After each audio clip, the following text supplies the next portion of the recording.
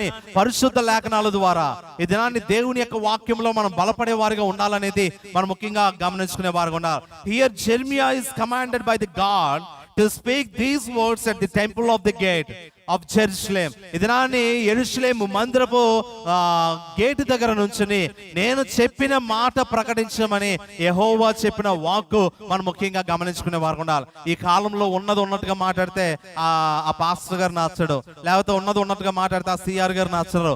ఉన్నది ఉన్నట్టుగా గద్దించినట్లయితే ఆ వాక్యము ఎవరికి నచ్చేదిగా ఉండదు. అయ్యా అమ్మ నీ పాపం క్షమించబడ్డాయి, ఇలాంటి కోణంలో పిట్ట కథలు చెప్పి ఏదో 2-3 కథలు చెప్పి ఈ దినాన్ని ఏదో మిమ్మల్ని నడిపించేసి ఎంటర్టైన్మెంట్ చేసి మళ్ళీ ఇంటికి పంపేస్తే ఇదంతా బాగుంది అని అనుకునే వారుగా ఉన్నట్లయితే ఈ దినాన్ని అటువంటి పిట్ట కథలు కానీ అటువంటి స్థితిగతుల్లో దేవుని యొక్క వాక్యము ప్రకటింపబడినప్పుడు కానీ ఈ దినాన్ని ఎవరము కూడా దేవుని యొక్క పరలోక రాజ్యంలోకి మనం వెళ్లే వారిగా ఉండమనేది మనం ముఖ్యంగా గమనించుకునే వారుగా ఉండాలి. Thus say the Lord of hosts, the God of Israel, the God of Israel, fix your ways and your acts. ఈ దినాన్ని నీ యొక్క చర్యలను, నీ యొక్క నడవడికను, నీ యొక్క ఆలోచన విధానాన్ని ఈ దినాన్ని సరి చేసుకోమని దేవుడైన యెహోవా ఇర్మియా ద్వారా సెలవిస్తున్నాడు అనేది మనం ముఖ్యంగా గమనించుకునే వారు ఉండాలి. ఇక్కడ 3వ వచనంలో ఏమని రాయబడి ఉందంటే, సైన్యములకు అధిపతి యొక్క ఇజ్రాయేల్ యొక్క దేవుడగు యెహోవా ఇలాగూ సెలవిచ్చుచున్నాడు, నేను ఈ స్థలమున మిమ్మును నివసింప చేయునట్లు మీ మార్గములను మీ క్రియలను దిద్దుకొనుడని దేవుడని యెహోవా సెలవిస్తున్న మాటను మనం ముఖ్యంగా గమనించే వారు ఉండాలి. ఈ దినాన్ని మార్గములు క్రియలు అనగా మనం ముఖ్యంగా గమనించినట్లయితే ఇవి కేవలము మనిషికి సంబంధించిన విషయాలు. మార్గం ఒకటి, క్రియ ఒకటి.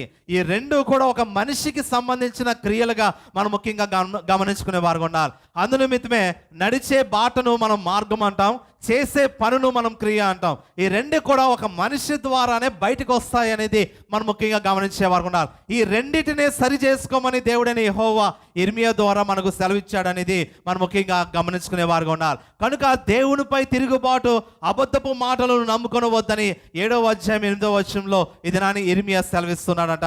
దేవునిపై తిరుగుబాటు, అబద్ధపు మాటలను నమ్మవద్దని ఈ దినాన్ని మనం ముఖ్యంగా గమనించుకునే వారుగా ఉండాలి. కనుక నా ప్రియమైన సంగమా, అబద్ధపు మాటలు అంటే ఈ దినాన్ని చాలా మంది మన మధ్యన ఈ దినాన్ని అబద్ధపు బోధకులుగా మన మధ్యకు వస్తున్నారు. వారు సొంత ఐడియాలజీస్తో ఈ దినాన్ని వారు సంఘాలను బలపరుచుకునే వారుగా మనం ఉంటున్నామనేది కూడా మనం ముఖ్యంగా గమనించుకునే వారుగా ఉండాలి. వారు సొంత ఐడియాలజీస్తో ఈ దినాన్ని లేనిపోని అన్నీ కూడా తీసుకొస్తుంటారు. మీరు నమ్మండి నమ్మకపోండి, మీరు ఎవరు ఏమనుకున్నప్పటికీ కూడా ఈ పక్కన ఎక్కడో అన్నయ్య గారు చర్చ ఒకటి ఉంటుంది. అవునండి, టు బి ఫ్రాంక్గా నేను మాట్లాడుతున్నాను. ఈ దినాన్ని దేవుని యొక్క వాక్యంలో ఎక్కడన్నా ఏదన్నా ఉందా? ఆయన చేసే క్రియలు కానీ, ఆయన చేసే యొక్క యాటిట్యూడ్ కానీ, ఆయన చేసే యొక్క కల్చరల్ యాక్టివిటీస్ కానీ అన్నీ కూడా దేవుని యొక్క వాక్యంలో ఎక్కడన్నా చెప్పబడి ఉన్నాయంటే ఎక్కడ కూడా చెప్పబడలే. ఈ దినాన్ని ఆయన పాలతో అభిషేకిస్తుంటారు, తమలపాకులతో అభిషేకిస్తుంటారు, కింద పడిన పాలను తీసుకువెళ్తుంటారు. ఇంతకంటే దరిద్రం ఉందా? ఇది క్రైస్తవ్యం అంటారు ఎవరన్నా? ఇలాగే బోలు మంది యాజకులు, ఇలాగ బోలు మంది పాస్టర్లు ఇలాగ తమ సొంత సంఘాలను నడిపించుకునే వారుగా ఉంటున్నారు. అందునిమిత్తమే దేవుని యొక్క వాక్యం చెప్తుంది, ఈ దినాన్ని అబద్ధపు బోధకుల నుంచి, అబద్ధపు మాటల నుంచి ఈ దినాన్ని మీరు సరి చేసుకోండి అని దేవుని యొక్క వాక్యం చెప్తుంది. అయితే అబద్ధపు బోధకులను, అబద్ధపు సాక్ష్యాలను, అబద్ధపు ఈ యొక్క బోధకులు మనం ఎలా నమ్మాలంటే, we can read the Bible every time, in the morning, in the afternoon, in the evening. 3 పూటలు కూడా ఈ దినాన్ని దేవుని యొక్క వాక్యాన్ని నువ్వు చదవగలిగినట్లయితే ఏది నిజము ఏది అబద్ధమని it says everything. It says how we can live, it says how we can speak, it says how we can live, and it says how we can love others. మనం ఇతరులను ఎలాగ ప్రేమించాలో, ఇతరులతో ఎలాగుండాలో, ఇరుగు పొరుగు వారితో ఎలాగుండాలో, తల్లిదండ్రులను ఎలాగ ప్రేమించాలో, సహోదర భావన ఎలా కలిగి ఉండాలో, నిజమైన దేవుని యొక్క వాక్యం ఎలాగుందో అన్నీ కూడా ఈ దినాన్ని దేవుని యొక్క వాక్యము మనకు సెలవిస్తుంది అనేది మనం ముఖ్యంగా గమనించుకునే వారు ఉండాలి. ఈ దినాన్ని అనేక మంది బోధకులు కూడా దేవుని యొక్క వాక్యాన్ని వారు సంఘము చదువుకుని రారు. ఇదనాన్ని 3 వాక్యాలు మనం చదవం. ఎవరైనా ఇంటికాడ చదువుకొని వచ్చారంటే క్వశ్చన్ మార్క్. ఎవరిని నిందించడానికి కూడా సరిపోదు. ఇంటికాడ చదువుకొని వచ్చారంటే క్వశ్చన్ మార్క్. ఈ దినాన్ని సంఘాల్లో పాస్టర్ గారు ఏది బోధిస్తే అదే విని మళ్ళీ వెనకకు వెళ్ళిపోయే తీరు కాదు. కానీ ఈ దినాన్ని సంఘంలో పాస్టర్ గారు బోధించే ప్రతి వాక్యానికి ఈ దినాన్ని దేనికి తగిన రీతిగా ఉందా లేదన్న ఆలోచన మనం కలిగి ఉండాలనేది మనం ముఖ్యంగా గమనించుకునే వారుగా ఉండాలి. కనుక నా ప్రియమైన సంఘమా, నిన్నే ఒక ఆయన ట్రావెల్ వెళ్తుండంట. ఒక ఆయన నాతో అన్నాడు, అయ్యా నాకు పలానా పాస్టర్ గారు వచ్చాడు, డోర్ టు డోర్ పాస్టర్ గారు అంటాం ఆయన్ని. ఆయనకి చర్చి లేదు కానీ డోర్ టు డోర్ విజిట్ చేసి ఏదైనా ప్రార్థన చేసి వెళ్తూ ఉంటాడు. ఆయన వచ్చాడంటే నాకు చక్కగా తల మీద చేయి పెట్టి వెళ్ళాడు. మరుసటి సంవత్సరానికి నీకు పిల్లోడు పుడతాడని చెప్పాడు. ఇంతవరకు నాకు పిల్లోడు లేడు, పాప లేదన్నాడు. రెండో పాస్టర్ గారు ఎవరో వచ్చాడంటే ఎక్కడ చిన్నమేరం లేదో పేరు చెప్పాడు. ఆయన వచ్చేసి ప్రార్థన చేసేసి ఏదో నూనె చేతిలో పెట్టి ఇలా పాము ఇలా పట్టుకుని ఏదో చేసుకొచ్చి మరుసటి సంవత్సరానికి నీకు కవల పిల్లలు పుడతాడు, వైట్ పేపర్ తీసుకుని రాసుకోమన్నాడట. తెగ తిట్టేశాను. పాస్టర్లు అందరూ ఇంటేనా అవతల బావయా ఏం మాట్లాడుతున్నావు నువ్వు? వచ్చిన వాళ్ళందరూ లోపలికి తీసుకొచ్చి ప్రతి ఒక్కరిని నమ్మేసే, ప్రతి అబద్ధపు బోధకులందరినీ నమ్మేసి అంతా అయిపోయిన తర్వాత చేతులు దురిపేసుకున్న తర్వాత ఏమి కానప్పుడు వచ్చేసి పాస్టర్లు అందరూ ఎంత అంటే ఏది ఎక్కడ? నువ్వు ఏది అబద్ధపు బోధకుడో, ఏది అబద్ధపు సాక్ష్యం చెప్తున్నాడో, ఏ పలుకులు పలుకుతున్నాడో, ఎటువంటి ప్రవర్తన విధానం కలిగి ఉన్నాడో, ఎటువంటి నడవడిక కలిగి ఉన్నాడో, ఎటువంటి ఆలోచన విధానాలు కలిగి ఉన్నాడో మొట్టమొదటిగా నువ్వు గ్రహించాలంటే మొట్టమొదటిగా నువ్వు చేయవలసిన పని ఏంటంటే దేవుని యొక్క వాక్యము నువ్వు నిత్యము చదివినట్లయితే it says everything about your life. ప్రతిదీ కూడా దేవుని యొక్క వాక్యము నీకు చెప్తూ ఉంటుంది. ఏది అబద్ధపు బోధన అనేది మనం నిత్యము చెప్తుంది అనేది మనం ముఖ్యంగా గమనించుకునే వారు ఉండాలి. అబద్ధపు చాలా గట్టిగా వాదం జరిగింది. ఫస్ట్ నువ్వు వచ్చేసావు, మొత్తం తెచ్చేసుకున్నావు, అంతా నువ్వు నమ్మావు, ఇంట్లోకి తీసుకొచ్చావు. ఆ నూనె వేసినప్పుడు అలా రాస్తున్నప్పుడు, వైట్ పేపర్ మీద రాస్తున్నప్పుడు నేను ఈ నమ్మనని నువ్వు మొహం మీద చెప్పాలి. అవన్నీ అయిపోయిన తర్వాత వచ్చి మా మీద నిందలు పోయటం కాదు ఇది అని మనం ముఖ్యంగా అతనితో చాలా గట్టిగా వాదన జరిగింది. కనుక నా ప్రియమైన సంగమా, ఇటువంటి అబద్ధపు బోధకులు అనేక మంది మన మధ్యన ఉంటూ ఉంటారనేది మనం ముఖ్యంగా గమనించుకునే వారు ఉండాలి. ఏది నిజమైన బోధన, ఏది నిజమైన పరిచర్య, ఎవరు నిజమైన పాస్టర్ గారు అనేది మనం ముఖ్యంగా గమనించుకునే వారుగా మనం ఉండాలనేది మనం ముఖ్యంగా గమనించుకునే వారుగా ఉండాలి. కనుక నా ప్రియమైన సంగమా, ఈ దినాన్ని మనం ముఖ్యంగా ఆలోచన చేయాలంటే మనం లూథరన్ సంఘము చాలా పెద్దది. మీరు ఏదో మనకు ఇది ఒక వేంపాడు సంఘమే మనం అనుకుంటూ ఉంటాం, కానీ ఇలాంటివి 7,500 చర్చెస్ ఉన్నాయి ఆంధ్రాలో. 7,500 చర్చెస్. దీని యొక్క పునాది ఎప్పుడు పడిందంటే 1842వ సంవత్సరంలో బకింగ్హామ్ కెనాల్ అనగా మద్రాసు నుంచి చీరాల ప్రాంతానికి ఒక పడవ సాగిందంట. ఈ పడవ నుంచి ఒక దొరగారు దిగారు. ఈ దొరగారు దిగింది, ఆ దొరగారిని మోసుకెళ్తానికి 12 మంది ఒక పల్లకిని తీసుకొచ్చారు. ఎక్కడికి మోసుకెళ్తానికి? గుంటూరులో ఉన్న కలెక్టరేట్ ఆఫీస్కు ఈ దొరగారిని తీసుకువెళ్తానికి ఒక పల్లకీని మోసుకెళ్తానికి 12 మంది పల్లకీలో వచ్చారంట. ఈ బకింగ్హామ్ కెనాల్ అంటే ఇప్పుడు తెలుగు గంగా అని పిలుస్తుంటాం, అది అప్పట్లో బకింగ్హామ్ కెనాల్ అంటే వాటర్ను మద్రాసు ప్రాంతానికి తీసుకెళ్ళేవారు. ఎక్కడున్న వాటర్ అంతా కూడా బకింగ్హామ్ కెనాల్ కింద ఆ దొరగారు ఆ పడవ నుంచి దిగినప్పుడు ఆ పడవ నుంచి మోసుకెళ్తానికి ఏమని చెప్పాను, మోసుకెళ్తానికి పల్లకి ద్వారా వచ్చి గుంటూరు కలెక్టరేట్ తీసుకెళ్ళినప్పుడు ఆ గుంటూరు కలెక్టర్ గారు ఈ దినానికి ఈయనకి అన్ని విధాలమైన పర్మిషన్లు ఇచ్చి ఆయనకి 5గురిని అలర్ట్ చేసి ఈ దినాన్ని పంపించారు. ఆయన పేరే ఫెడ్రిక్ లూథర్ హైర్ గారు, మన సంస్థ వ్యవస్థాపకుడు అనేది మనం ముఖ్యంగా గమనించే వారు ఉండాలి. మామిడి చెట్ల కింద తాడి చెట్ల మధ్యన ఏలాడుతూ అనేక గొప్ప సేవ చేసి ఈ దినాన్ని హాస్పిటల్స్, స్కూల్స్, కాలేజెస్ పెట్టి, ఓల్డ్ ఏజ్ హోమ్స్ పెట్టి, ఇవన్నీ పెట్టి లాస్ట్లో చర్చెస్ను స్థాపించారు. అలా దొరలు వచ్చి రాగానే చర్చిలు స్థాపించలే. మీరు ఎప్పుడైనా హిస్టరీకి వెళ్ళి చదవండి, ఏ దొర, ఏ సంస్థ కూడా, విదేశాల నుండి వచ్చిన సంస్థలు ఏ సంస్థ కూడా చర్చెస్ స్థాపించలే. మొట్టమొదటిగా వారు వచ్చింది ఏంటంటే schools, colleges, old age homes, women education, women empowerment, అదేవిధంగా ఇవన్నీ చేసిన తర్వాత, సేవ చేసిన తర్వాత లాస్ట్లో వారు ఏం తీశారంటే దేవుని యొక్క వాక్యాన్ని తీశారనేది మనం ముఖ్యంగా గమనించుకునే వారు ఉండాలి. ఇందులో మనం ముఖ్యంగా చాలామంది ముందుగా వచ్చేసి వెళ్ళిపోతూ ఉంటారు. ముందే చాలామంది హిందువుల మధ్యకు వెళ్ళిపోతూ ఉంటారు. ఈ దినాన్ని తప్పు పడతలే, బలవంతపు పరిచర్య చాలా కష్టమైన పరిచర్య. ఈ దినాలు అనేక వీడియోలు చూస్తున్నా, వచ్చిన వాళ్ళందరినీ కొట్టేస్తున్నారు, బూతులు ఆడుతున్నారు, పచ్చి బూతులు మాట్లాడుతున్నారు. ఒక యాజకుడు వెళ్తూ పాట పాడుతుంటే పచ్చి బూతులు మాట్లాడుతుంటాయి. ఆ వీడియోలు చూసి మాకు ఎంతగానో అవమానపడుతుంది. ఈ దినాన్ని దొరలు ఆ విధమైన ప్రవర్తన చేయలే. దొరలు ఎప్పుడు కూడా ఆ విధమైన ప్రవర్తన చేయలేదు. వారు రావటమే ఈ దినాన్ని ఏం చేస్తారంటే స్కూల్స్, కాలేజెస్ ఇవన్నీ స్థాపించి ఆఖరిలో ఈ దినాన్ని దేవుని యొక్క వాక్యాన్ని తీస్తారనేది మనం ముఖ్యంగా గమనించే వారు ఉన్నారు. కొంతమంది అతి చేసేస్తున్నారు ఈ మధ్యన. అది దానివల్ల క్రైస్తవ్యానికి చెడ్డ పేరు వచ్చేస్తుంది అనేది కూడా మనం ముఖ్యంగా గమనించుకునే వారు ఉండాలి. కనుక నా ప్రియమైన సంగమా, ఈ దినాన్ని అబద్ధపు మాటలను నమ్మినంత వరకు కూడా ఈ దినాన్ని మన క్రైస్తవ్యము ఇలాగే ఉంటుందనేది మనం ముఖ్యంగా గమనించే వారు ఉండాలి. ఎప్పుడైతే నీకు గద్దింపు దొరుకుతుందో, ఎప్పుడైతే ఆ గద్దింపు ద్వారా నీలో ఉన్న తప్పును నువ్వు వెతుక్కుంటావో, ఎప్పుడైతే గద్దింపు ద్వారా నిన్ను బట్టి నువ్వు ఆలోచన కలిగి ఉంటావో, ఎప్పుడైతే సూటిగా మాట్లాడే వర్తమానం ఎప్పుడైతే నీ యొక్క హృదయాల్లో గుచ్చుకుంటుందో, అది నిన్ను పరలోకానికి నడిపించేదిగా ఉంటుందే తప్ప ఈ దినాన్ని పెట్టకథలు అదేవిధంగా ఏదో చిన్న చిన్న స్టోరీలు చెప్పి ఇలాగ నడిపించేది ఎన్నడూ కూడా ఈ దినాన్ని మనల్ని పరలోక రాజ్యానికి తీసుకెళ్ళలేదు. నా మాట బాగా వినిపిస్తుందా అండి? పరలోక రాజ్యానికి మనల్ని తీసుకువెళ్ళలేదు అనేది మనం ముఖ్యంగా గమనించుకునే వారు. గనుక ప్రజలు తమ జీవిత మార్గంలో క్రియలను దిద్దుకోకుండా దేవాలయానికి వచ్చేస్తున్నారని ఇక్కడ ఇర్మియా బాధపడుతున్నాడంట. ఈ దినాన్ని మనం దేవాలయానికి వస్తున్నాం, నేను వస్తున్నాను, మీరు వస్తున్నారు, అందరూ వస్తున్నాం. దేవాలయానికి వచ్చినప్పుడు మన ప్రవర్తన విధానం ఎలా ఉంది? ఈ వారం అంతా దేవునికి ఎలాగ మనం గడిపాం? ఈ వారం అంతా నా భర్తకు ఎలాగ లోబడి ఉన్నాను? ఈ వారం అంతా నా భార్యను ఎలాగ ప్రేమించాను? ఈ వారం అంతా నా కుటుంబ బాధ్యతలు ఎలాగ కలిగి ఉన్నాను? ఈ వారం అంతా నా కుటుంబాల్లో ప్రార్థన జీవితం నేను కలిగి ఉన్నానా? ఈ వారం అంతా దేవునికి అనుకూలమైన జీవితాన్ని నేను కలిగి ఉన్నానా? ఈ వారం అంతా దేవునికి అనుకూలమైన జీవిత వ్యవస్థను నా జీవితంలో నేను కలుగు చేస్తున్నానా లేదనేది మనం ముఖ్యంగా గమనించుకునే వారు ఉండాలి. మన ఇళ్లలో అయితే బైబిల్కి ఒక ప్రత్యేకమైన స్థానం ఉంటుంది.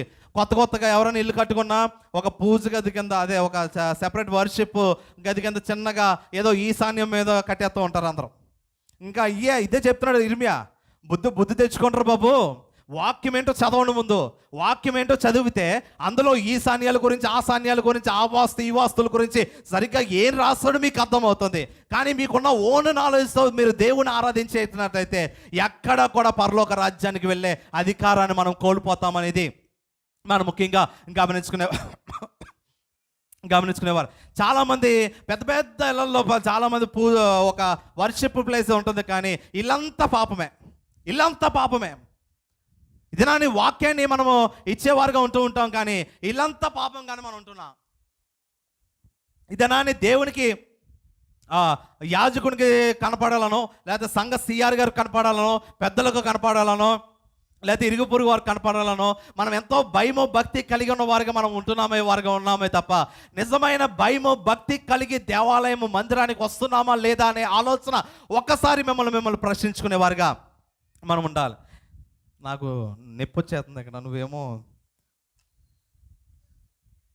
కనుక మనం ముఖ్యంగా గమనించేవారుగా ఉండాలి. కనుక నా ప్రియమైన సంగమా, ఈ దినాన్ని మనం ముఖ్యంగా ఆలోచన చేసినట్లయితే తమ జీవన మార్గాలు క్రియలు ఎలాగుండాలో దిద్దుకోకుండా వారు దేవాలయానికి వస్తున్నారని ఇర్మియా ప్రవక్త విలపిస్తున్నాడంట. ఈ దినాన్ని నా ప్రియమైన సంగమా, దేవాలయానికి రావటం ప్రథమం కాదు, కానీ దేవాలయానికి వస్తున్నప్పుడు నీ హృదయంలో దేవునికి నువ్వు స్థానం కల్పిస్తున్నావా లేదా? నీ హృదయంలో దేవునికి మనం స్థానము కల్పిస్తున్నామా లేదనేది మనం ముఖ్యంగా గమనించుకునే వారు ఉండాలి. చాలామంది ఇళ్లలో ఈ దినాన్ని సరైన విధానముగా లేకుండా, ఇళ్లలో సమాధానం లేకుండా, ఇళ్లలో ప్రేమ లేకుండా, ఇళ్లలో గౌరవాలు లేకుండా, ఇళ్లలో ఈ దినాన్ని భార్య భర్తల మధ్యన సరైన సమాధానం లేకుండా, భర్తను ప్రేమించకుండా గౌరవించకుండా, విధేయత చూపించకుండా, భార్యను ప్రేమించకుండా గౌరవించకుండా, విధేయత చూపించకుండా మీరు ఇక్కడ కూర్చుని ఆరాధించడం వల్ల ఏంటి లాభం అని ఇర్మియా యొక్క ప్రశ్న. ఇక్కడ మీ మనసులు సరిగ్గా లేవు, మీ ప్రవర్తనలు సరిగ్గా లేవు, మీ నడవడిక సరిగ్గా లేదు. ఒక్కసారి మందిరము విడిచి వెళ్ళినట్లయితే మళ్ళీ మీ నడవడిక ఎలా ఉంటుందో, మీ ఆలోచనలు ఎలా ఉంటాయో, మీ ప్రవర్తన విధానాలు ఎలా ఉంటాయో మీరు ఒక్కసారి ఆలోచన చేయండి అని దేవుని యొక్క వాక్యము మనకు సెలవిస్తుంది. కనుక నా ప్రియమైన సంగమా, ఏదో మందిరానికి వచ్చిన 2 గంటల మటుకే కాదు, కానీ ఇది నా అనుక్షణము దేవునికి దగ్గర అవటానికి మనం ప్రయత్నం చేయాలనేది మనం ముఖ్యంగా గమనించుకునే వారుగా ఉండాలి. కనుక ఎంతోమంది క్రైస్తవులు తమ జీవితాలు ఇలాగే సాగుతున్నాయి. నేను మందిరానికి వెళ్తున్నాను, దేవునికి కానుకిస్తున్నాను, ప్రత్యేకమైన కానుకిస్తున్నాను, లేకపోతే ఏదైనా వస్తువు కావాలితే ఇస్తున్నాను, లేకపోతే ఎక్కడ ఏ ప్రార్థనలు జరిగినా వెళ్తున్నాను అని అనుకునే వారుగా ఉంటున్నాను. నాకు తెలిసి ఒక ఆయన కన్వర్ట్ అయిన ఆయన చాలా చక్కగా కన్వర్ట్ అయ్యి ఎక్కడ ప్రార్థనలు జరిగిన వెళ్ళిపోతూ ఉంటాడు. ఆయన ఎక్కడ ప్రార్థన జరిగినా, అసలు ఆ సంస్థ లేదు, ఈ సంస్థ లేదు, ఎక్కడ ఏ ప్రార్థన జరిగినా అవకాశం చూసుకుని వెంటనే వెళ్ళిపోతూ ఉంటాడు. ఇంటికి వచ్చి భార్యను ఇష్టానుసారంగా మాట్లాడతాం, భార్య మీద చేయి చేసుకుంటాం, ఇది చేసేవాడుకుంటాడు. ఇది చెప్పిందా నీకు? ఇప్పుడు ఎక్కడ పడితే అక్కడికి ప్రేయర్స్కి వెళ్ళిపోయి దేవాలయానికి వెళ్ళి పరిశుద్ధ దేవాలయంలో కూర్చొని దేవుని ఆరాధించి ఇంటికి వెళ్ళిపోయి భార్యను కొట్టమని చెప్పిందా బైబిల్? లేకపోతే భర్తను ఎదిరించి మాట్లాడమని చెప్పిందా బైబిల్? చెప్పు.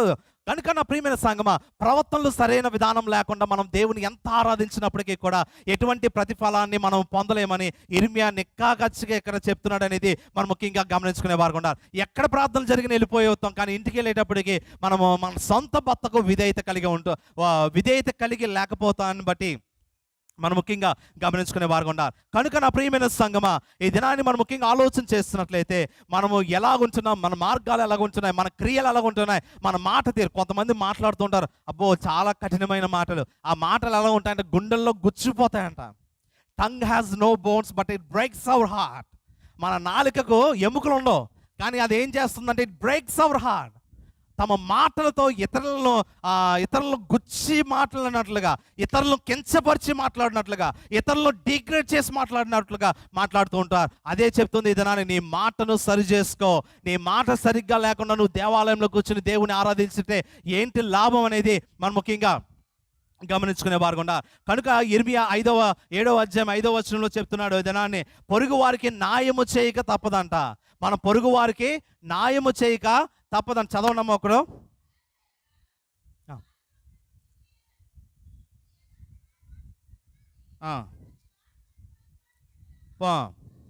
తప్పగా న్యాయం చేయాలి. ప్రతి వాడు తన పొరుగు వాని ఎడల తప్పగా న్యాయం చేయాలంట. We should respect others, we should love others, we should care for the others, we should help for the others, we should stand for the others అనేది మనం ముఖ్యంగా గమనించుకునే వారు ఉన్నారు. స్వార్థం అనేది ఉన్నట్లయితే నీ పొరుగు వానితో సరైన సంబంధము నువ్వు కలిగి ఉండవు. స్వార్థం అనేది ఉన్నట్లయితే నీ పొరుగు వాడిని నువ్వు ప్రేమించలేవు. స్వార్థం అనేది ఉన్నట్లయితే నీ పొరుగు వాడికి నువ్వు సహాయం చేయలేవు.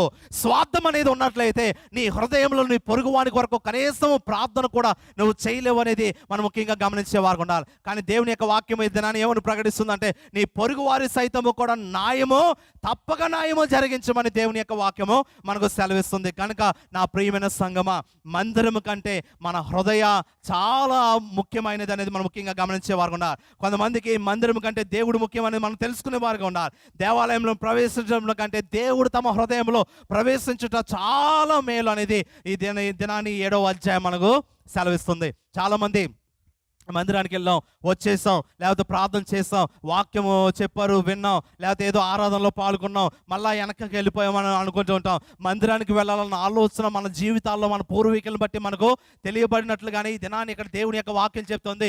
మందిరానికి వెళ్ళటం ఇంపార్టెంట్ కాదు, కానీ మందిరానికి వెళ్ళినప్పుడు నీ హృదయంలో దేవుడు ప్రవేశించే రీతిగా నీ హృదయాన్ని నువ్వు సిద్ధపరచుకోవాలి, నీ హృదయాన్ని నువ్వు బలపరచుకోవాలి. You should clean the entire your heart అనేది మనం ముఖ్యంగా గమనించుకునే వారిగా ఉండాలి. కనుక నా ప్రియమైన సంగమా, ఈ దినాన్ని ఎక్కడలేని బాధలు, ఎక్కడలేని కుళ్ళితనం, ఎక్కడలేని తగ్గింపు లేకపోవటం, ఎక్కడలేని ప్రేమ చూపించలేటం, ఇవన్నీ కూడా మన హృదయాల్లో పెట్టుకుని మీరు ఇక్కడ కూర్చుని ఎలాగ దేవుని ప్రార్థించగలరు? ఇంటికి వెళ్తే భర్తకు విధేయత కలగని జీవితాలు, కొన్ని జీవితాలు ఉంటాయి. ఇంటికి వెళ్తే భార్యను ప్రేమించలేని జీవితాలు ఉంటాయి. ఇంటికి వెళ్తే తల్లిదండ్రులను గౌరవించలేని జీవితాలు కనపడతాయి. ఇంటికి వెళ్తే సరైన బాధ్యత కుటుంబం ఎడల కలగి ఉండకుండా ఇష్టానుసారంగా ఉండే జీవితాలు మనకు కనపడుతూ ఉంటాయి. ఇలాగ ఇష్టానుసారంగా మీరు జీవించి, ఇష్టానుసారంగా మీరు మాట్లాడి, ఇష్టానుసారంగా మీ ప్రవర్తన కలిగి మీ హృదయం అంతా కూడా చెత్త వలె నిండిపోయినప్పుడు, అటువంటి చెత్తతో కూడిన హృదయాన్ని మీరు మందిరానికి తీసుకొచ్చి మీరు ఎలాగ దేవుని ఆరాధించగలరని ఇది నాని దేవుని యొక్క వాక్యము సెలవిస్తుంది. మందిరానికి వెళ్ళటం ముఖ్యం కాదు, కానీ మందిరానికి వెళుతున్నప్పుడు మన హృదయము ఎలాగుంది, మన హృదయం ఎంత తగ్గింపు స్వభావం కలిగి ఉంది, మన హృదయంలో ప్రేమ నిండి ఉన్నదా, మన హృదయంలో క్షమాపణ నిండి ఉందా, మన హృదయంలో గర్వము నిండి ఉన్నదా, పొగరు నిండి ఉన్నదా, అహంకారం నిండి ఉన్నదా, హెచ్చులకు పోతున్నామా, ఇవన్నీ కూడా మనం ఆలోచన చేసుకునే వారుగా ఉండాలి. మందిరానికి వెళ్ళటం ఇంపార్టెంట్ కాదు, కానీ మందిరానికి వెళ్ళినప్పుడు నీ ప్రవర్తన ఎలాగుందో సరి చూసుకోమని దేవుని యొక్క వాక్యము చెప్పినట్లుగానే మందిరానికి వెళ్తున్నాం కనుక మనం ఎటువంటి సిద్ధపాటు మనం కలిగి ఉంటున్నాం అనేది మనం ముఖ్యంగా గమనించుకునే వారు ఉండాలి. 1 కొరింథీ అధ్యాయము 3వ అధ్యాయము 1 కొరింథీ 3వ అధ్యాయం 17వ వచనం ఎవరైనా చదవనమ్మా. ఎవడైనాను దేవుని ఆలయమును పాడు చేసిన యెడల దేవుడు వాడిని పాడు చేయను. దేవుని ఆలయము పరిశుద్ధ, దేవుని యొక్క ఆలయము, నీకు నిన్నే చెప్పా నాకు సౌండ్ కొంచెం పెట్టండి. Hello hello hello hello hello praise the lord. 1 కొరింథీ 3వ అధ్యాయం 17వ వచనంలో మనం ముఖ్యంగా గమనించినట్లయితే ఇక్కడ ఎవడైనాను దేవుని యొక్క ఆలయము పాడు చేసిన ఎడల దేవుడు వాడిని పాడు చేయను. దేవుని యొక్క ఆలయము పరిశుద్ధమై ఉన్నది, మీరు ఆలయమై ఉన్నారంట. చూడండి, ఇక్కడ మనం గమనించాలి. ఎవడైనా నువ్వు దేవుని ఆలయం జోలికి వెళ్ళినట్లయితే వాడిని ఖచ్చితంగా పాడు చేస్తాడని దేవుని యొక్క వాక్యము సెలవిస్తుంది. అందునిమిత్తమే మందిరానికి వెళ్తున్నప్పుడు మందిరంలో ఉన్న ప్రతి వస్తువు కూడా దేవునికి సంబంధించిన వస్తువు. రెండవది ఏంటంటే దేవుని యొక్క ఆలయం అనే ఈ దినాన్ని మన హృదయాన్ని అంటూ ఉంటారు. మనము మన హృదయాన్ని పాడు చేసుకోవాలని మనం ప్రయత్నం చేసినట్లయితే, మనము మన హృదయాన్ని చెడిపి వేసుకోవాలని ప్రయత్నం చేసినట్లయితే ఖచ్చితంగా దేవుడు వాడిని పాడు చేస్తాడని ఈ దినాన్ని దేవుని యొక్క వాక్యము సెలవిస్తుంది అనేది మనం ముఖ్యంగా గమనించుకునే వారు ఉన్నారు. ప్రతిదీ కూడా దేవుని సొత్తే. ఈ దేవాలయం, ఈ మందిరం అనే దేవాలయంలో కనిపిస్తున్న ప్రతిదీ కూడా దేవుని సొత్తే. అదేవిధంగా నీ హృదయము కూడా దేవుని యొక్క సొత్తు. ఆ హృదయాన్ని కూడా నువ్వు పాడు చేసుకోవాలని నువ్వు ప్రయత్నం చేస్తున్నట్లయితే, ఆ హృదయాన్ని కూడా నువ్వు డిగ్రేడ్ చేసుకోవాలని నువ్వు ప్రయత్నం చేస్తున్నట్లయితే ఖచ్చితంగా దేవుడు నిన్ను పాడు చేసేవాడిగా ఉంటాడనేది మనం ముఖ్యంగా గమనించుకునే వారు కూడా. అందునిమిత్తమే మందిరానికి వెళుతున్నప్పుడు మన ప్రవర్తన సరి చూసుకోమని దేవుని యొక్క వాక్యము మనకు సెలవిస్తుంది. అదేవిధంగా ఇర్మియా 7వ అధ్యాయం 6-7 వచనాల్లో మనం చూసినట్లయితే ఇక్కడ విగ్రహారాధన గురించి రాయబడి ఉంది. చాలా మందికి తమ భర్తే దేవుడి కింద కనపడుతుంటారు. చాలా మందికి తమ భార్య దేవుడి కింద కనపడుతుంటారు. చాలా మందికి తమ సొంత బిడ్డలే దేవుళ్ళుగా కనపడుతుంటారు. దేవుని కంటే ఎక్కువగా ప్రేమిస్తుంటారు తమ భర్తను, దేవుని కంటే ఎక్కువగా ప్రేమిస్తుంటారు తమ భార్యను, దేవుని కంటే ఎక్కువగా ప్రేమిస్తుంటారు తమ యొక్క బిడ్డలను అనేది మనం ముఖ్యంగా గమనించేవారు ఉండాలి. ఇది కూడా విగ్రహారాధనతో సమానమని దేవుని యొక్క వాక్యం సెలవిస్తుంది. బిడ్డలను, భార్యను, భర్తను ప్రేమించవద్దని నేను చెప్పట్లేదు, కానీ మొట్టమొదటి స్థానం ఎవరికి ఇవ్వాలంటే మన దేవునికి ఇవ్వాలి. తదుపరి భార్య అయినా భర్త అయినా తదుపరి అనేది మనం ముఖ్యంగా గమనించుకునే వారుగా ఉండాలి. కనుక నా ప్రియమైన సంగమా, దేవుడు దేన్నైతే నిషేధించాడు, ఇది నాని నిర్గమకాండం 20వ అధ్యాయంలో మనం చూసినట్లయితే ఇది నాని అక్కడ విగ్రహారాధనని నిషేధించిన వాడిగా ఉన్నాడు దేవుడు. ఆ నిషేధింపబడిన విగ్రహారాధన మనం చేసేవారుగా ఉన్నాం. ఇళ్లలోకి వెళ్తే చాలామంది యేసుప్రభు ఫోటోలు ఉంటాయి. వినండి, ఇది ఇళ్లలోకి వెళ్తే చాలామంది యేసుప్రభు వారి ఫోటోలు ఉంటాయి. ఇదే ఫోటోని గూగుల్ ఎక్స్ట్రాక్ట్లోకి మనం వెళ్ళి చూసినట్లయితే అదే ఫోటోని మనం తీసినట్లయితే ఏదో హీరో ఫోటో వస్తుంది మీకు అక్కడ. మీరు గమనించారో లేదో కానీ ఎవడెవడో హీరో, ఇంగ్లీష్ పిక్చర్లో హీరోలు నటించిన వాళ్ళు, జీసస్ పాత్రను పోషించిన వారు ఆ ఫోటోలు పెట్టుకున్న వారుగా ఉంటున్నారు. అదే చెప్తున్నాడు, ఈ దినాన్ని దేవుణ్ణి ఒక చిత్రపటాల్లో మీరు చూడవద్దు, దేవుని ఒక విగ్రహాల్లో మీరు చూడవద్దు, దేవుడు ఒక ప్లేస్లో ఉన్నాడని మీరు చూడవద్దు. దేవుని దినాన్ని వాక్య రూపంలో నీ హృదయంలో ఏలటానికి, నీ హృదయాన్ని పరిపాలించడానికి మనం ముఖ్యంగా గమనించుకునే వారు ఉండాలి. చాలామంది ఇక్కడికి అజ్ఞానంతో ఉన్నారు. చాలామంది యేసుప్రభు వారు ఫోటోలు పెట్టుకునే వారు ఉన్నారు. ఒకసారి మీరు ఇంటికి వెళ్ళి గమనించండి, ఇది నిజంగా యేసుప్రభు వారి ఫోటో అంటే అది కాదని నేను 100% షూర్గా చెప్తాను. అది మీరు ఖచ్చితంగా చూసినట్లయితే ఎవరో యాక్టర్స్ నటించిన ఫొటోస్ను కాస్త అటు ఇటు మార్చి డిజిటలైజేషన్ చేసి ఆ ఫోటోలను దేవుడి కింద అమ్ముతుంటారు. దేవుడు మీరు దానికి నమస్కారం పెడుతూ ఉంటారు. అదే చెప్తున్నాడు, ఏదో 10 ఆజ్ఞలు ఏం చెప్పాడంటే, పైన ఆకాశమైనను కింద భూమి అయినను భూమి కింద నీళ్ళైనను దేని రూపమునైనను మీరు సాగిలి పడవద్దని. కనుక ఆఖరికి యెహోవా దేవుని యొక్క రూపమైనా సరే నువ్వు సాగిలి పడవద్దని దీని యొక్క అర్థంగా మనకు కనపడుతుందనేది మనం ముఖ్యంగా గమనించేవారు ఉండాలి. కనుక నా ప్రియమైన సంగమా, ఈ దినాన్ని విగ్రహారాధన దేవుడు నిషేధించాడు కనుక వాటిని కూడా మనము నిషేధించేవారుగా ఉండాలనేది మనం ముఖ్యంగా గమనించేవారు ఉండాలి. కనుక ఒక క్రైస్తవుడు ఆత్మ సంబంధమై దేవుని ఆరాధించేవాడిగా ఉండాలి తప్ప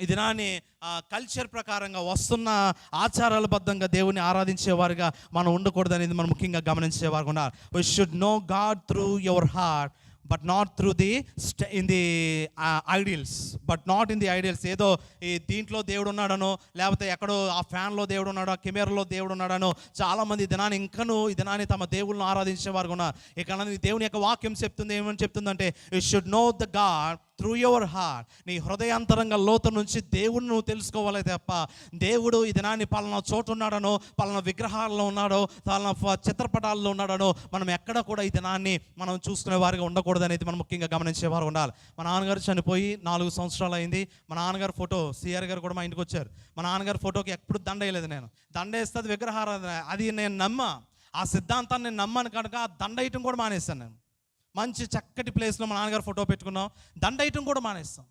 ఈ దినాన్ని అదే చెప్తుంది, ఈ దినాన్ని దేవునికి ఇవ్వాల్సిన సమయాన్ని, ఆ ప్లేస్ను, ఆ యొక్క సందర్భాన్ని ఇతరులకు మనం ఇచ్చేవారుగా ఉండకూడదు అనేది కూడా మనం ముఖ్యంగా గమనించుకునేవారుగా మనం ఉండాలి. కనుక నా ప్రియమైన సంగమా, అటు రీతిగా మనం ఉండటానికి మనం ముఖ్యంగా గమనించేవారుగా ఉండాలి. Renote your heart towards the Lord your God. Renote your heart అంటే నీ యొక్క నీ యొక్క హృదయాన్ని ఈ దినాన్ని మలుచుకోవాలి, దిద్దుబాటు చేసుకోవాలి, సరైన విధానంలో నడిపించుకోవటానికి నువ్వు ప్రయత్నం చేసేవారుగా ఉండాలి. నీ తల్లిదండ్రులు ఏదో విగ్రహాన్ని పూజించారని నువ్వు పూజించినట్లయితే అది అజ్ఞానం. నీ తల్లిదండ్రులు దేవాలయానికి వచ్చి 2 గంటలు కూర్చుని వెళ్ళిపోయారు కదా, నేను చిన్నప్పటి నుంచి నా తల్లిదండ్రులు నాకు నేర్పించారు కదా అని నువ్వు అదే విధంగా కూర్చుని వెళ్ళిపోయినట్లయితే అది అజ్ఞానము.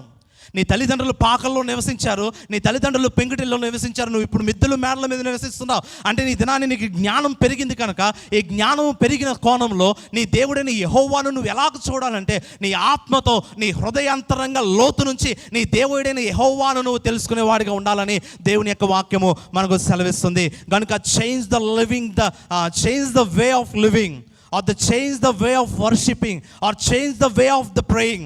నువ్వు ప్రార్థించే విధానాన్ని నువ్వు మార్చాలి, నువ్వు దేవుని ఆరాధించే విధానాన్ని నువ్వు మార్చుకోవాలి. నీ హృదయాంతర అంగాల్లో ఈ దినాన్ని దేవుడు పట్ల చిత్రపటాల్లో ఉన్నాడనో, దేవుడు పట్ల విగ్రహాల్లో ఉన్నాలో అనే ఆలోచనలు మనం మార్చుకునేవాడుగా ఉండాలనేది మనం ముఖ్యంగా గమనించుకునేవారుగా ఉండాలి. అదేవిధంగా పత్రిక పాఠ్యభాగానికి మనం వెళ్ళినట్లయితే అక్కడ అపోస్తులైన పౌలు చక్కటి మాటలు వివరణిస్తున్నాడు అనేది మనం ముఖ్యంగా గమనించుకునేవారు కూడా. ఎఫెసీ పెద్దలకు పౌలు వీడుకోలు సందేశము, ఎఫెసీ పెద్దలకు పౌలు వీడుకోలు సందేశంగా మనం ముఖ్యంగా గమనించేవారు ఉండాలి. పరిచర్య అనేది ఎలా ఉండాలంటే ఈ దినాన్ని పరిచర్య దేవుని వైపు నడిపించేదిగా ఉండాలి తప్ప పరిచర్య అనేది ఈ దినాన్ని మనము సొంతంగా చేసుకునేది అనేది కాదు అనేది మనం ముఖ్యంగా గమనించేవారు ఉండాలి. అపోస్తులైన పౌలు తన యొక్క సంఘ పెద్దలను పెట్టుకుంటూ ఎక్కడికి వెళ్ళినా అపోస్తులైన పౌలు సంఘ పెద్దలు నియమిస్తూ ఉంటాడు. నియమించి ఇప్పుడు వెళ్తూ ఆ సంఘ పెద్దలు చెప్తున్నాడు. ఏమని చెప్తున్నాడంటే, నాయనా నేను వెళ్ళిపోతున్నాను కనుక నా తర్వాత ఎటువంటి మనుషులు వస్తారు, నేను వెళ్ళిపోయిన తర్వాత క్రూరమైన తోడేళ్ళు మీలో ప్రవేశించుడని నాకు తెలియను, వారు మందను కనికరించరంట. చూడండి, నేను ఎన్నోసార్లు చెప్తూ ఉంటాను, సంఘ పెద్దలు సూటుపూటు మాటలు పడుతూ ఉంటారు, సంఘ పెద్దలు ఆ మాటలు ఈ మాటలు పడుతూ ఉంటారు, సంఘ పెద్దల మీద అనేక నిందలు వేస్తూ ఉంటాం.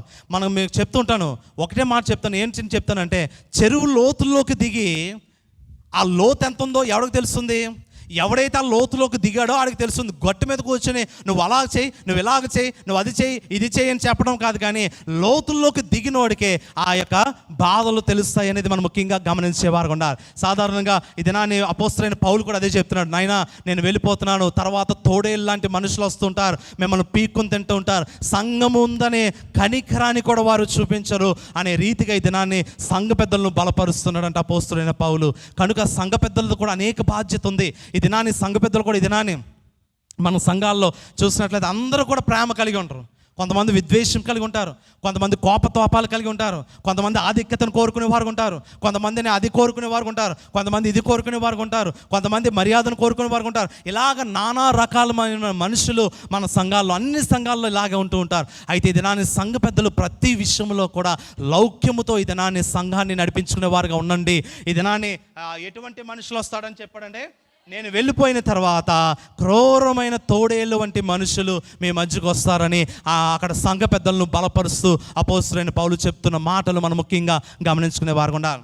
ఇప్పుడు మన సంఘాలు ఎలా ఉన్నాయంటే ఈ దినాన్ని ఆధిక్యత గురించి దెబ్బలాడుకునేవారుగా కోర్టులకు వెళ్తున్నారు, పోలీస్ స్టేషన్లకు వెళ్తున్నారు, లాగేసుకుంటున్నారు, ఒకరికొకరు గింటేసుకుంటున్నారు. సంఘ ఆరాధనలో అనేది క్రమంలో అనేది కూడా లేదు. కొన్ని సంఘాలు పెద్ద సంఘాలకు వెళ్ళిపోయినట్లయితే దేవాలయంలోనే, మందిరంలోనే ఆరాధన జరుగుతుండగానే ఆరాధన అనేది కూడా మాకు లేదు, మా ఆధిక్యత మాదే అనే రీతిగా పాస్టర్లు ఏంటి, లేకపోతే పెద్ద నాయకులు ఏంటి, లేకపోతే ఇతర నాయకులు ఏంటి, ప్రతి ఒక్కరూ కూడా ఇదే రీతిగా ఉంటున్నారు అనేది మనం ముఖ్యంగా గమనించేవారు ఉండాలి. ఈ హోలీ శాంటిటీని కాపాడవలసిన బాధ్యత ఒక పాపిగా నా పట్ల ఉంది.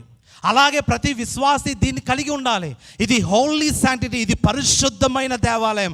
ఇక్కడ జరుగుతున్న ఆరాధన సత్యవంతమైన దేవునికి ఆరాధన జరుగుతుంది అనే ఆలోచన విధానాన్ని మనం ముఖ్యంగా కలిగి ఉండాలనేది మనం ముఖ్యంగా గమనించేవారు ఉండాలి. నేను ఎలా చెప్తున్నాను అనుకోవద్దు. నేను కొన్ని సందర్భాల్లో కొన్ని సంఘాల్లో చూసి పాస్టర్ల ఆరాధన మీద కొట్టేసుకున్నారు. అవునండి, కొన్ని చూసారు. అలాగే సంఘ పెద్దలు కొట్టేసుకునే వారు ఉన్నారు, లాగేసుకునే వారు ఉన్నారు. పీసీసీలో, ఎల్సీసీలో పెద్ద గొడవలు.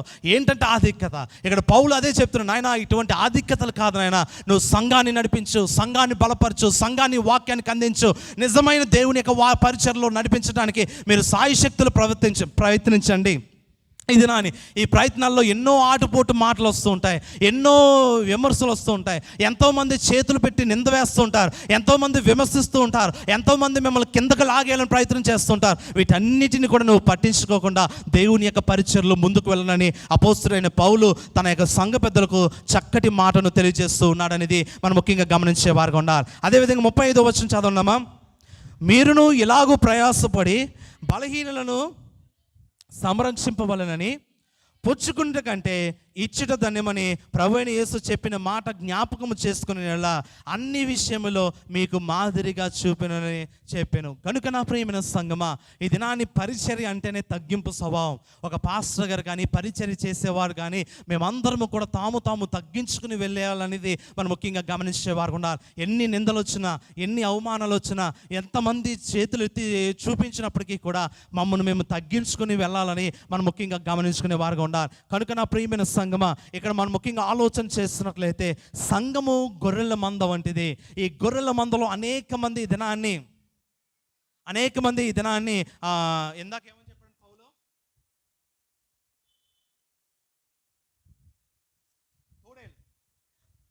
ఈ గొర్రెల మందలో అనేక మంది తోడేళ్ళుగా ఉంటూ ఉంటారు. కనుక వారెవరో గమనించి సరైన లౌక్యముతో ఈ దినాన్ని సంఘాన్ని నడిపించాలని ఈ దినాన్ని అపోస్తలుడైన పౌలు ఆ యొక్క పెద్దలుగా ఉన్న బిడ్డలందరికీ కూడా ఈ దినాన్ని ధైర్యపరుస్తూ చెప్పిన గొప్ప మాటలుగా మనం ఈ యొక్క పత్రిక పాఠ్యభాగంలో చూసేవారుగా ఉన్నాం. సువార్త పాఠ్యభాగం మనం చూసినట్లయితే లూకా సువార్త 12వ అధ్యాయము 49 నుంచి 52 వచనాలు మనం ముఖ్యంగా గమనించినట్లయితే మనం ముఖ్యంగా ఆలోచన లూకా సువార్త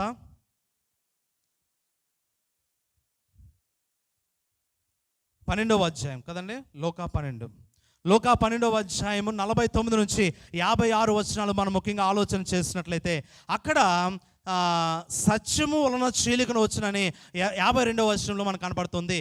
ఎప్పటి నుండి ఒక ఇంటిలో 5 వేరుపడి ఇద్దరికి విరోధముగా ముగ్గురికి విరోధముగా 2 ఉండుదురంట.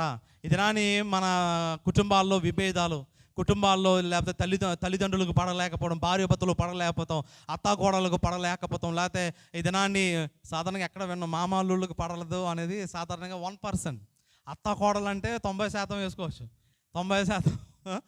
ఎక్కడ మామాళ్ళు అనేది నేను ఎక్కడ సాధారణంగా ఏదో 1-2% తప్ప ఎక్కడ కూడా నేను గమనించలే. ఇక్కడ ఏమని చెప్తున్నాడంటే తండ్రికిని కుమారునికి తండ్రికిని, తల్లికిని కుమార్తెకును తల్లికిని, అతని కోడలకు అత్తకును విరోధులుగా ఉండుదురని చెప్పెదను. కనుక ఇటువంటి విరోధులుగా ఈ దినాన్ని చిన్న యో సాటిస్ఫాక్షన్ లైన్ వలన పెద్ద అవుతాయి. కారు చిచ్చు అంట, చిన్న కారు చిచ్చు 3 సంవత్సరాల క్రిందట ఆస్ట్రేలియా దేశంలో 4 లక్షల జంతువులను చంపేసిందంట. చిన్న కారు చిచ్చు, చిన్న అగ్ని రవ్వ వెళ్ళి ఆస్ట్రేలియా అడవులను మొత్తం తగలబెట్టేసింది. 4 లక్షల జంతువులు చనిపోయింది 3 సంవత్సరాల క్రిందట.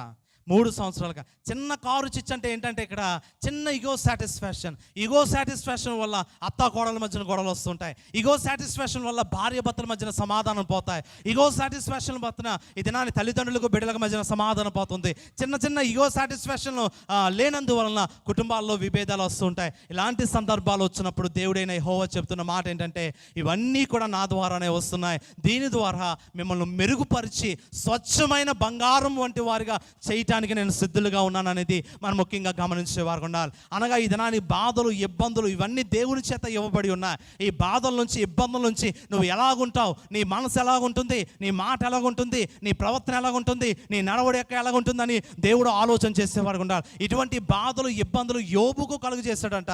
యోబు ఈ దినాన్ని స్ట్రైండెడ్గా నిలబడిన వాడిగా ఉన్నాడు. కనుక ఎంత బాధలు అనుభవించినా ఆఖరికి యోబు బిడ్డలు పోయినప్పటికీ కూడా యోబు తన విశ్వాసాన్ని కోల్పోయిన వాడిగా లేడు. మనకు చిన్న బాధ వస్తేనే దేవుని ప్రశ్నించేవారుగా ఉంటున్నాం, చిన్న ఇబ్బంది వస్తేనే ప్రార్థనలో అనేక ప్రశ్నలు వేసేవారుగా ఉంటున్నాం. అందుకు నిమిత్తమే ఈ దినాన్ని దేవుని యొక్క వాక్యం చెప్తుంది, whether you are born as a Christian or you are born as a converted Christian, you will get treated as the same in the sight of God. నేను పుట్టుకతోనే క్రైస్తవునండి, నాకు ఒక రకమైన తీర్పు, లేకపోతే మధ్యలో వచ్చిన ఒక క్రైస్తవుడికి ఒక రకమైన తీర్పు కాదు, కానీ ప్రతి ఒక్కరికి కూడా ఒకే రకమైన తీర్పును దేవుడు అనుగ్రహించేవాడుగా ఉంటాడు. నా భార్య ప్రార్థన చేస్తుంది కదా, నేను నేను నేను రక్షణ పొందుతానంటే కాదు.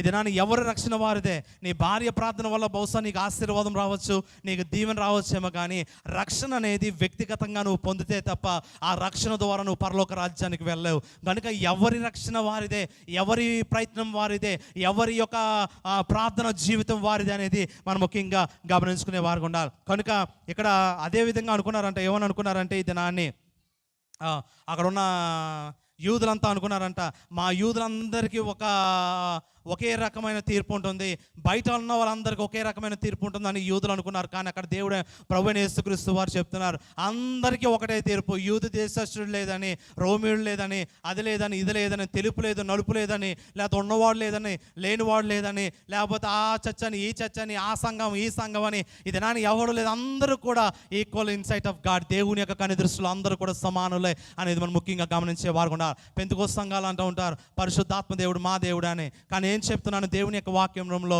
It is the birth right of every believer in Jesus Christ. ప్రతి ఒక్కరి యొక్క జీవిత హక్కు ఏది, పరిశుద్ధాత్మ దేవుడు అనేది మనం ముఖ్యంగా గమనించుకునే వారు ఉండాలి. కనుక నా ప్రియమైన సంగమా, he will testing you by keeping in the trouble అనేది మనం ముఖ్యంగా గమనించుకునే వారు ఉండాలి. నిన్ను ఇబ్బందుల్లోనూ, నిన్ను శోధనలోకి గెట్టి ఇది నాని యోబు వలె నేను పరీక్షించడానికి దేవుడు సిద్ధుడుగా ఉన్నాడనేది మనం ముఖ్యంగా గమనించుకునే వారు ఉండాలి. కనుక నా ప్రియమైన సంగమా, అట్టి యొక్క పరీక్షలో నిత్యము కూడా దేవుని యొక్క సన్నిధానంలో నెగ్గేవారుగా ఉండటానికి నిత్యము పరిశుద్ధాత్మ దేవుడు సదా మీ అందరికీ తోడుగా ఉండి మిమ్మల్ని బలపరిచి ముందుకు నడిపించును గాక. ఆమేన్. సమస్త జ్ఞానము గమించిన దేవుని సమాధానము యేసుక్రీస్తు వలన మీ హృదయములకు, మీ తలంపులకు కావులి ఉండును గాక. ఆమేన్. దేవా నాయందు శుద్ధ హృదయము కలుగా చేయుము నా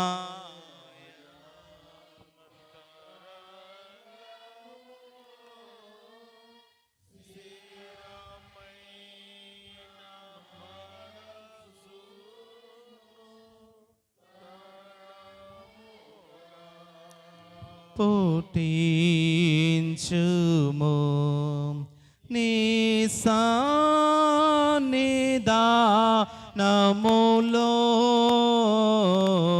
నుండి నన్ను త్రోసివేయకుము నీ పరిశుద్ధాత్మను నా యొద్ద నుండి తీసివేయకుము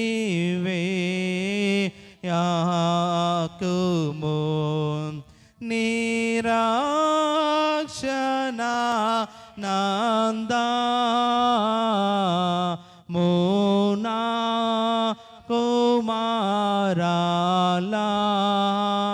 పుట్టించుము